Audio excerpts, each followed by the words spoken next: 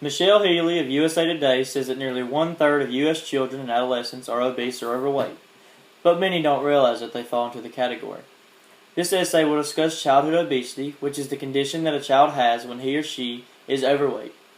The issue affects children all around the world. The problem of this issue and what we can do to prevent it will be covered today.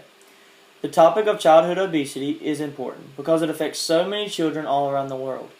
There are two ways this topic can go. It could be taken as the government's fault or the people of America's fault. Causes of childhood obesity, the effects of childhood obesity, and what we can do to fix the problem will be covered today. Sumathi Reddy from the Wall Street Journal says, CDC reported that 8.4% of preschool-aged children were obese in 2011 to 2012. Marilyn Marchion, AP chief medical writer, stated that estimates are that by the fourth grade, 10 to 13% of U.S. children will have high cholesterol. The causes of child obesity involves foods that are processed, high in fats, carbohydrates, and sugars. Ruth Luce, a professor at the Preventative Medicine at the Icahn School of Medicine, stated that a problem is that BMI, a calculation based on a person's height and weight, isn't well suited to children because their height and weight doesn't proportionally increase as they grow. The human body needs carbs, fats, and sugars in order to operate properly.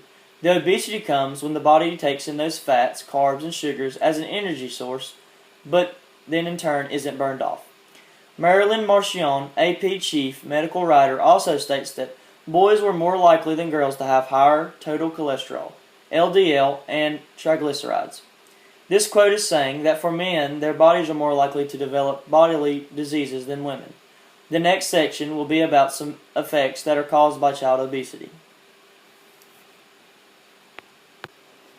The effects of childhood obesity can be serious. Michelle Healy of USA Today says that in general, children and adolescents have a tendency to underestimate their health risk. And this certainly appears to be the case with obesity. As it says in the quote, most children around the world really don't think about their health. Diabetes is one of the most common effects of childhood obesity.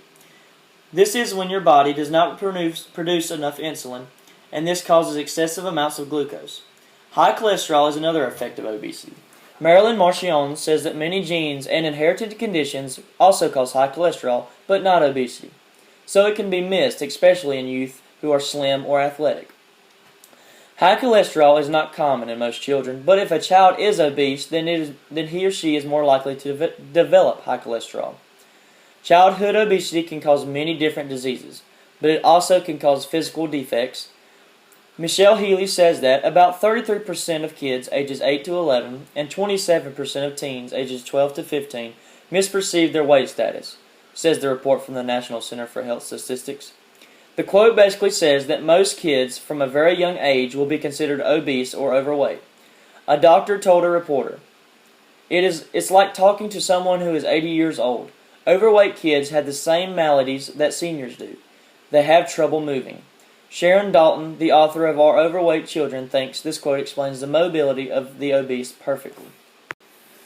The Obesity Act Coalition, or OAC, says you must first educate before you advocate.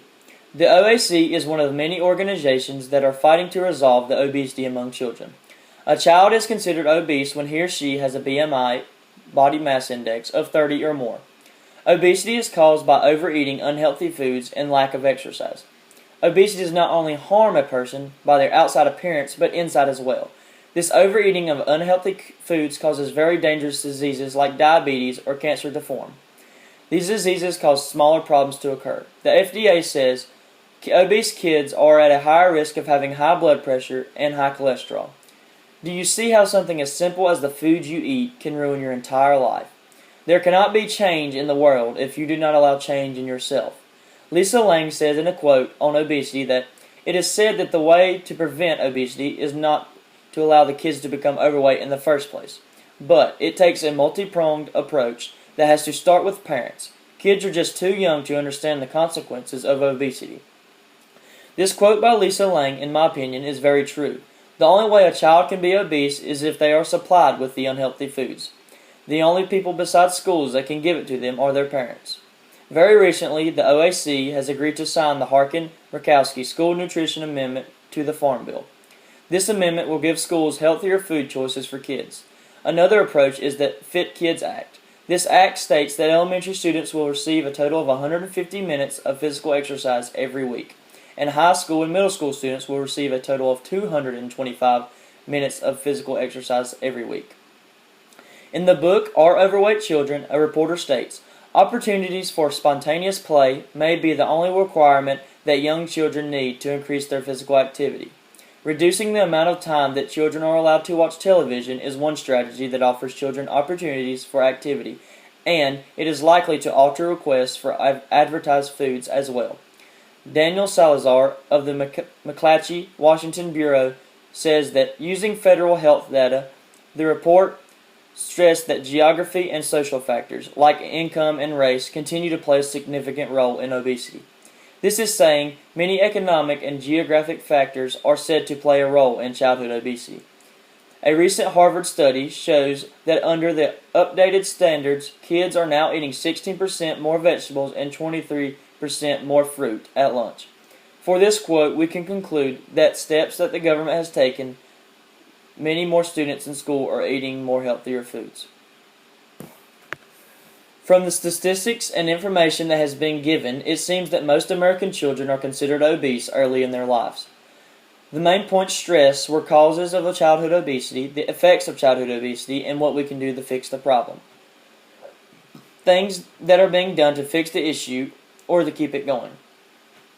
There are many things being done to fix the issue, things such as the Harkin-Murkowski School Nutrition Amendment to the Farm Bill, which is the school nutrition guide that will reduce the amount of unhealthy fatty foods that will be given to kids daily. It reduces calorie content in foods being sold at schools. The Fit Kids Act. This is a PE guide that will allow every elementary student a weekly total of 150 minutes of physical exercise, and every high school and middle school student a total of 225 minutes of physical exercise weekly. Things we can do to help are make sure each kid eats a healthy diet and gets plenty of exercise. When buying food or before eating the food, read the nutrition facts. This will tell you what's all in the food and what is good for you in the food and what is not.